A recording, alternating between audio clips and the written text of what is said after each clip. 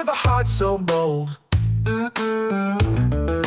Tapping on keys like they made up your soul. Building dreams out of digits, making websites roll. Oh, Austin code monkey, working all night. SEO wizard making rankings take flight. From the Texas heat to the neon glow, you're the constant king of the SEO show. If you run a small business, you know the struggle, right? You've got this tiny marketing budget, but you feel this pressure to be everywhere. Google, Facebook, TikTok, print ads, email. And what happens is you spread those, limited resources so thin that they just stop working. They become totally ineffective. That's the real killer. It is. Most small businesses, they're only putting about 5 to 10% of their revenue into marketing.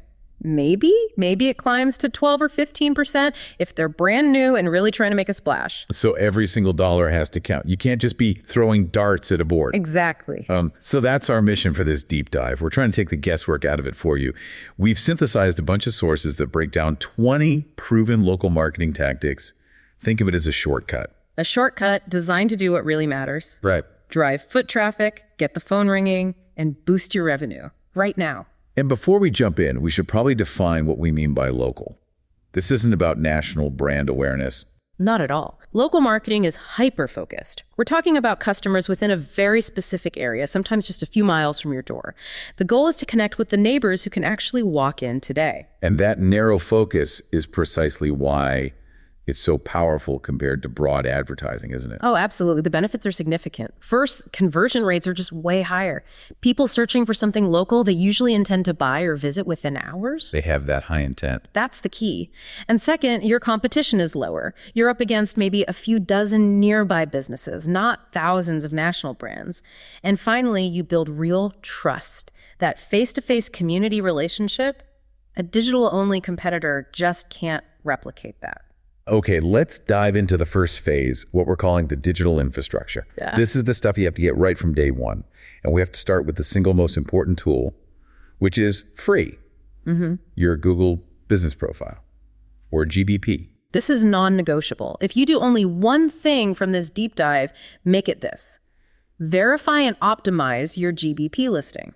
Make sure your basic info is 100% correct. And by basic info, you mean the NAP data, right? Name, address, phone number. Exactly. And it needs to be identical everywhere. If it's not, you confuse Google and you confuse your customers. Why is that consistency so critical right at the beginning? Because Google uses it as a trust signal. I mean, think about it. If Google sees 3 different versions of your address across 3 different websites, it just lowers your authority. It looks like you have this chaotic digital identity. Okay, so once that core data is locked down, what's the next piece of low-hanging fruit on the GBP? Photos. The sources point to this amazing nugget. Listings with photos get 42% more direction requests than those without. 42%? Wow. Yeah. It's a huge increase in foot traffic just from uploading some good pictures of your storefront, your team, your products. Okay, next up, a foundational piece that influences both the algorithm and, actual people. Reviews. This is where I see so many businesses just being passive. Right. And you can't be. Reviews are critical because Google is judging you on the quantity, the quality, and how recent they are. But customers, they rely on them for social proof. So what's the best way to ask? The best approach is to ask happy customers right after a good transaction. Make it frictionless. Send a follow-up email or a text with a direct link. And it's not just about getting them, it's about engaging with them too. You have to. You must respond to every review, positive and negative, and try to do it within 24 to 48 hours. A simple thank you on a good review reinforces things. A professional response to a bad one shows everyone else you care. Let's move from Google's platform to your own website. Strategy 2.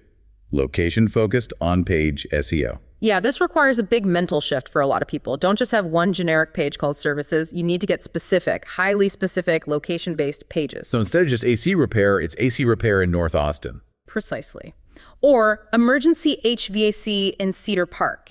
You're targeting the exact phrase that a potential customer is typing into their phone. That structural thinking leads right into strategy 4, hyperlocal keyword content clusters. That sounds a little complicated. How does a small business actually do that? It's all about becoming a neighborhood expert. A cluster is just a group of related articles that all link back to one of your main service pages. So, for example, a bike shop in Dallas might write an article on the 5 best bike trails in Oak Cliff. So the article itself isn't selling bikes, not directly. Right. But it pulls in local people searching for local things. And because it links back to your main page, it tells Google, hey, this bike shop knows everything about cycling in Dallas. You got it. You're building organic authority across the whole city, not just on your sales pages. Okay, before we leave the foundation, let's touch on something that's often ignored when everyone's focused on getting new customers. Strategy 10, customer retention. Acquisition is expensive. It just gets more and more expensive every year. Retention is smart, simple loyalty programs through email or text that offer real rewards, discounts, free stuff, early access, that encourages repeat business. So you're monetizing the audience that already likes you without paying for a single new ad. Exactly. Okay, that makes total sense. Build the foundation, then immediately monetize the traffic. Now, let's move into what we're calling targeted digital precision. This is about being granular with every dollar you spend. And that starts with strategy 5, geofenced pay-per-click. For a small business, any wasted ad spend is a disaster. Geofencing just means you draw a virtual boundary. It could be a few ZIP codes or even just a 3-mile radius around your shop. So if someone is outside that line, they just don't see your ad and you don't pay. Correct. You don't pay for the impression. That sounds like it would require a huge budget, but can a small business with, say, only $500 a month make that work? It actually scales incredibly well. Because you're restricting the audience so much, your daily budget is often easier to manage. It's about quality over quantity. You might bid a bit higher, but it's only for the people who are close enough to actually show up. And strategy 6 takes that same location-based idea over to social media, running paid ads targeted by ZIP code. Yeah, organic reach on social media it's constantly dropping. Paid ads guarantee you're seen by the right people. Think about a boutique targeting users in 3 specific affluent neighborhoods who also like high-end fashion. The targeting is just incredibly powerful. And then there's strategy 7, which is crucial for maximizing the traffic you already paid for. Retarget. Retargeting is basically showing ads only to people who have already been to your website but left without buying anything. They showed interest, so they're the lowest hanging fruit. And the numbers back that up, right? They do. Retargeting campaigns convert 2 to 3 times better than standard ads. The only thing you need to do is install a little tracking pixel on your website. Let's talk about the content that the algorithms are loving right now. Strategy 8, short form video, Reels, TikTok, that sort of thing. The algorithms push video so hard, often to people who don't even follow you yet. But the local trick here is to be really aggressive with your location tags and your neighborhood-specific hashtags. So if a restaurant posts a video of a new dish, they should tag the city block, the neighborhood. The neighborhood, a nearby landmark, anything that anchors it to your physical location. That's how nearby users discover you. All right, let's shift to the future of search. We're grouping strategies 13, 14, and 15 into what we're calling the AI search stack. This is about optimizing for how people actually search now. Right, and strategy 13 is voice search. When people use Siri or Alexa, they ask conversational questions, and they almost always include near me or close by. Yeah. So you optimize for this by putting natural language questions in your website's FAQ pages. Like, where's the best coffee shop near the art museum? Exactly like that. Then strategy 14 is the 247 lead catcher. AI chatbots. They make sure you never miss a lead, even at midnight, by answering common questions and collecting contact info. And then the most technical one, but maybe the most important for the future, strategy 15, FAQ schema. It sounds technical, but think of it like a label maker for search engines. It's code that you put around your content and allows Google to instantly understand a question and its corresponding answer. And what's the actual result of that? What does the listener see? You know, when you search on Google and you see those rich answer boxes right there on the results page, that's often powered by schema. And why this matters now is that it directly increases the chance that AI systems will reference your business when they answer complex questions. You're literally teaching the machine about what you do. Wow, that's a huge shift. Being the source for the answer, not just a link on a page. Now let's tackle an old pain point, tracking the ROI of phone calls. Strategy 20 uses something called DNI. DNI. It stands for dynamic number insertion, and it solves a massive tracking problem. Usually when someone calls, you have no idea if they came from a Google ad, a Facebook campaign, or just found you organically. But DNI fixes that. It does. It shows different unique phone numbers to website visitors depending on which marketing channel they came from. So if I click a Google ad, I see phone number A. If I click a Facebook ad, I see B. They both ring the same business line, but the system logs where the call came from. That's it, exactly. And surprisingly, it's not that expensive or complicated anymore. For any business that relies on inbound calls, a doctor, a plumber, a lawyer, the insight is priceless. It shows you which channels are actually making you money. Okay, time to shift gears. Let's talk about community and relationship building, getting out from behind the screen. We can start with strategy 12, leveraging micro-influencers. And forget the big celebrities. We're talking about local people, maybe with 1,000 to 10,000 followers who actually live nearby. Right, because their audience is hyper-local and sees them as a trusted neighbor, not some distant star. A recommendation from a local food blogger about your new restaurant just carries so much more weight. And often you can trade exposure for free services, so it's really budget-friendly. Next is strategy 11, referral incentives. People trust their friends more than they'll ever trust an ad. And the best programs reward both people. Right, they do. You want to reward the person referring and the new customer. Something like $25 off for you and $25 off for the friend you refer. It creates a double incentive. We compare the next two for physical community presence. Strategy 9 is simple. Host or sponsor local events. Yeah, host a workshop, bring some coffee to a neighborhood meeting, sponsor the local Little League team. It creates this positive association and positions you as a community hub. And that works well with strategy 18, which is cross-promotion. Find businesses that are complementary but not competitors. A gym and a smoothie bar, a pet groomer and a vet. You can just display each other's cards or create joint package deals. It's a simple way to tap into each other's customer base. Let's talk about building credibility beyond just search results. Strategy 16 and 17. 16 is about niche directories. Yeah. So you go beyond Yelp. If you're an architect, get listed on Hose. A doctor on Health Grades. Every new listing creates a valuable citation. That's your name, address, and phone number again. And it just reinforces your local authority. And strategy 17 is pitching local media. Local news, community papers, neighborhood blogs, they are always hungry for content. If you can pitch a story that is genuinely newsworthy, maybe you have a unique service or you're solving a community problem, you can earn a level of credibility that you just can't buy with ads. Finally, strategy 19, which bridges the physical and the digital worlds.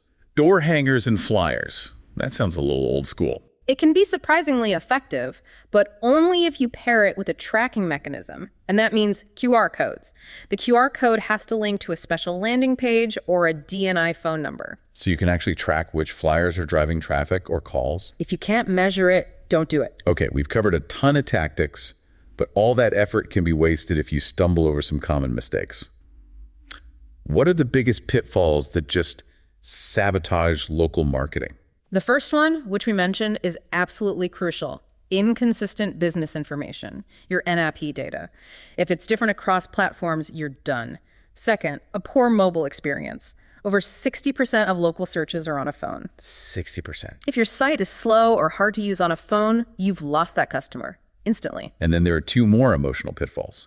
Ignoring negative reviews Right. that just signals you don't care about feedback and potential customers are watching. For sure. And the last one is having no clear call to action. If your flyer or your ad doesn't tell people exactly what to do next, call this number, click this link, you've wasted all the visibility you just paid for. So how do we track success properly? What metrics matter?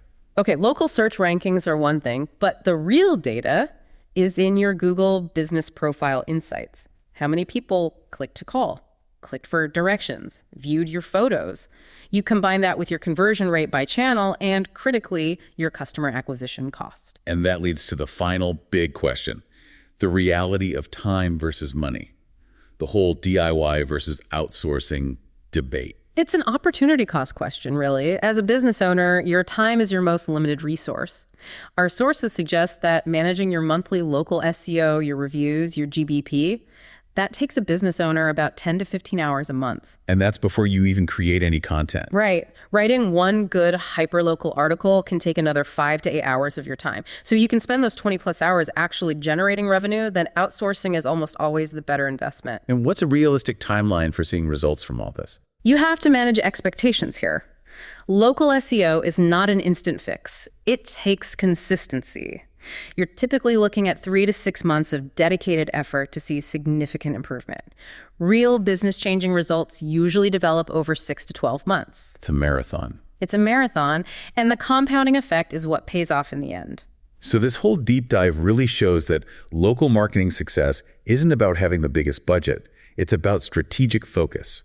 You prioritize that foundation, your GBP, your reviews, and then you layer on hyperlocal targeting, whether that's geofenced ads or neighborhood content. And you always measure what matters. Remember the core lesson there. Use tools like dynamic number insertion and Google Analytics. Prove which channels are actually bringing people through your door. To leave you with one final thought, we talked about using FAQ schema to feed large language models, to feed AI. As search becomes more conversational and answers are delivered instantly instead of on a list of links, consider this. How will you adjust your content strategy when the main goal is to be the verified, trusted source that the machine itself references rather than just being the #1 result on a page? The future of local marketing is about claiming that authority. Austin Code Monkey delivers expert web design and SEO services for businesses that want more calls, more leads, and more jobs.